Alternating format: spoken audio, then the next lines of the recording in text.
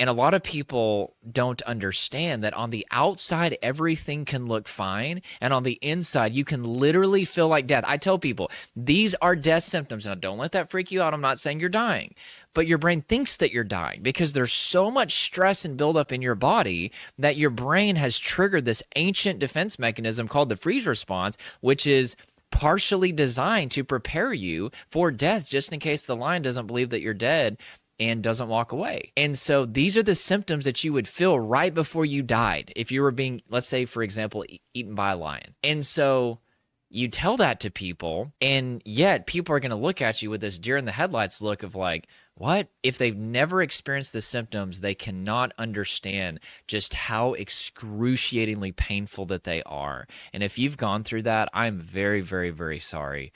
I know how that feels. My clients talk to me about that all the time with their, their spouse or their friends, their family, their loved ones, their coworkers, whoever. They basically don't take the symptoms seriously. And it's a lot of times not because they're being nefarious. Sometimes the people around them are nefarious and can even really come against them because of their symptoms. I've seen that before. But typically it's like they just can't understand. If you've not experienced these symptoms, you literally have no way of ever truly understanding. But if you're a loved one watching this, maybe you've got the depersonalization realization sufferer next to you and you're both watching this, or maybe they sent you this video.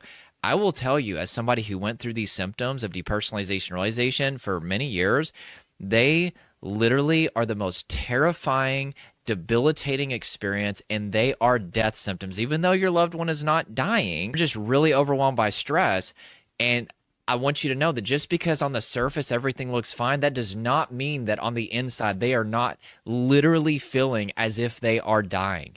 That's what depersonalization are, is they are extreme trauma dissociative symptoms that are designed to mitigate the pain of being eaten by a lion. And so do not assume that because on the outside everything looks fine, that on the inside they're not going through absolute hell.